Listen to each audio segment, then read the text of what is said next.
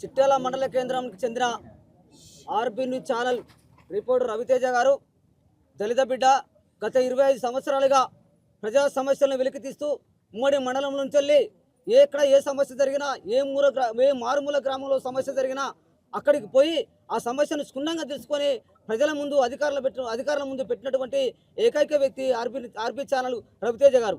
అట్లాంటి వ్యక్తి పైన దుర్మార్గంగా ఒక భూమి వివాదంలో 10 సంవత్సరాలుగా అబ్బింగ్ల రాజాను ఇబ్బంది పెడుతున్నటువంటి మధువంశి గారు అట్లాంటి వ్యక్తికి వార్తను ప్లే చేసినందుకు కావాలని కక్షగట్టి మధువంశి గారి బృందం అతని ఇంటిపైన అర్ధరాత్రి దాడి చేయడం అనేది అత్యంత దుర్మార్గమైన చర్య అని చెప్పేసి సిపిఎం లిబరేషన్ పార్టీగా ఖండిస్తా ఉన్నాం.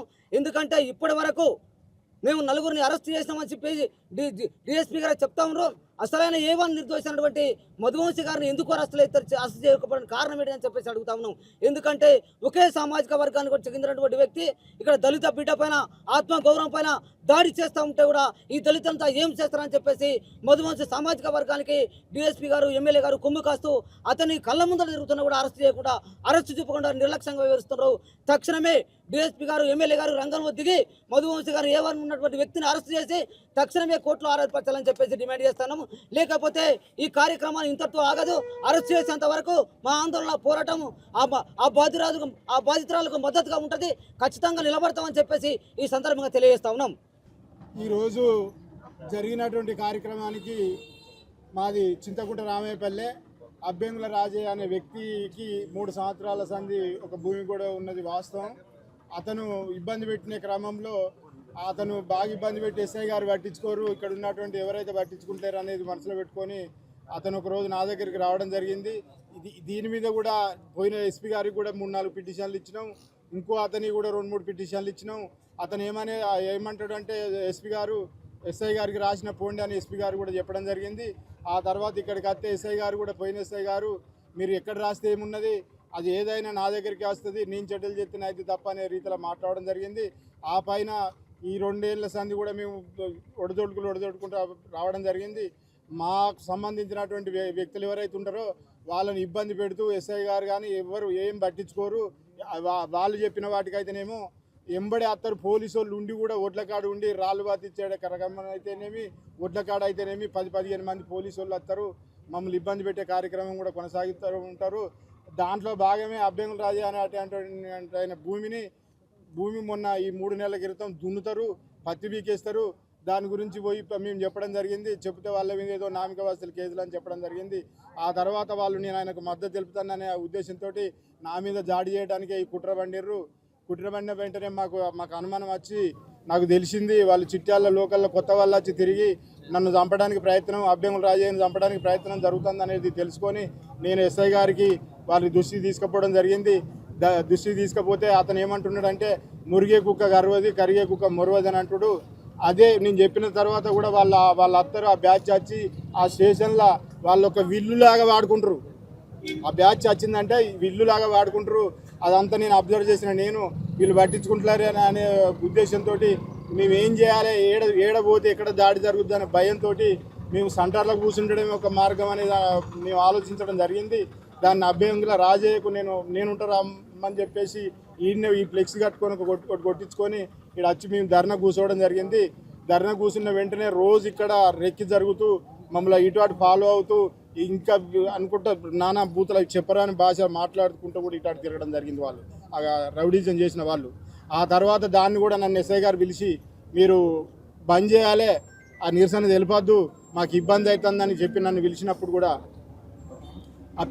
కూడా ఆడ జరిగిన విషయం ఏంటంటే ఎస్ఐ గారికి చెప్పడం జరిగింది, ఆడ మమ్మల్ని రెక్కి పెడతారు, వాళ్ళు మమ్మల్ని కొట్టేటట్టున్నారు, రేపో ఎల్లుండో మా ఊర్లోకి వస్తారు, మా ఊళ్ళో దాడి జరుగుద్దనే సంకేతాలు కూడా ఆయనకు అప్పచెప్పడం జరిగింది. కానీ ఆయన దాన్ని తెలిసి కూడా ఆయన మౌనం పాటించి తర్వాత మా ఊర్లోకి వచ్చే ముందటనే వాళ్ళు డైవర్ట్ అయ్యి వీళ్ళకి సంబంధించిన ఈ జర్నలిస్టుకు సంబంధించినటువంటి ఒక వ్యక్తి ఇష్యూ అటు పోతే మేము ఎక్కువ మంది ఉంటాం, వాళ్ళు ఇటు రాలేరు అని మనసులో పెట్టుకొని ఈయనను కొడితే ఈ సెంటర్ నుంచి వీళ్ళు లేచి ఉరుకుతారనే ఉద్దేశంతో ఆయన మీద దాడి చేయడం జరిగింది.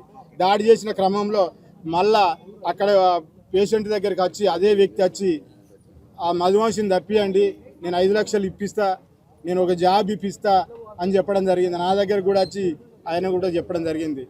దీని వెనుక ఆ విలేకరు అనే వ్యక్తి కూడా దీని వెనుక ఇది పుషింగ్ నడిపిస్తూ ఉన్నాడని కూడా ఈ సందర్భంగా చెప్తాను.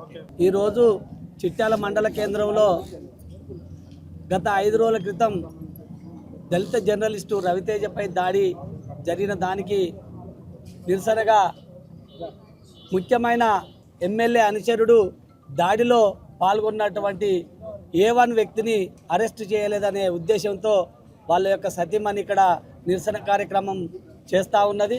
మరి ఇక్కడ ఈ నియోజకవర్గంలో మరి ప్రజాపాలనని చెప్పుకున్నటువంటి ఎమ్మెల్యే నేను అన్ని గ్రామాలు తిరుక్కుంటా నేను ఎవరు తప్పు చేసినా కూడా విడిచిపెట్టే లేదు, ఎవరు తప్పు చేసినా కూడా నేను బొక్కలేస్తానని అనేక అబద్ధాల పగడ్బాలు పలికి మరి ఈరోజు ఆయన అనుచరుడే తప్పు చేసి మరి అర్ధరాత్రి మరి 5-6 నేసుకొని పోయి రవితేజను విపరీతమైన ఇంకా కొట్టి వాళ్ళ యొక్క ఇంట్లో సామాన్లను కూడా ధ్వంసం చేస్తే ఈరోజు అతన్ని అరెస్ట్ చేసిన పాపాన పోలేదు.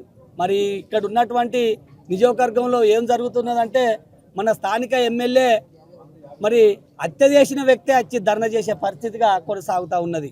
అతడే హత్య చేస్తాడు, ఆయనే వచ్చి ఇక్కడ ఉన్నటువంటి మన వ్యక్తిని హత్య చేసిండు, అందరు ధర్నా చేయాలి, అతన్ని అరెస్ట్ చేయాలి అనే విధంగా మాట్లాడే విధంగా నడుస్తూ ఉన్నది. కాబట్టి ఇక్కడ మరి రవితేజ దగ్గరికి పోయి ఎమ్మెల్యే గారు పోయి మరి నీకు న్యాయం జరుగుతుంది, దోషులను అరెస్ట్ చేస్తాం, రిమాండ్ చేస్తామని చెప్పి రావడం జరిగింది. మరి ఏమైంది? నీ సామాజిక వర్గం కాబట్టే అతన్ని అరెస్ట్ చేస్తలేరా? మరి ఎమ్మెల్యే మా వెల్మ డిఎస్పి వెల్మ ఇక్కడ ఉన్నటువంటి వ్యక్తి వెల్మ కాబట్టే మరి నీ అనుచరుడు మరి గత 5-6 సంవత్సరాల నుంచి అనేక విధంగా అనేక మందిని ఇబ్బందులకు గురి చేస్తూ ఉన్నా కనీసం నువ్వు మందలించిన పాపాన పోలేదు. ఆయనే అనేక రకాల దందాలు చేస్తాడు, మళ్ళీ ఆయనే వచ్చి ఒక రౌడీ షీటర్ను రాజకీయ నాయకునిగా తయారు చేయాలనే విధంగా నువ్వు చేస్తూ ఉన్నావు. రౌడీ షీటర్ ఎప్పుడు కూడా రౌడీ షీటరే కాబట్టి మరి రౌడీ షీటర్ వేసాలే ఈరోజు వేస్తూ ఉన్నాడు. కాబట్టి ఖచ్చితంగా రవితేజ మీద దాడి చేసినటువంటి నీ ముఖ్య అనుచరుని వెంటనే అరెస్ట్ చేసి రిమాండ్కి పంపాలి, మరి వాళ్ళ కుటుంబానికి న్యాయం చేయాలి. కాబట్టి అది న్యాయం జరిగేంత వరకు కూడా మేము పోరాటం చేస్తామని సందర్భంగా తెలియజేస్తాం.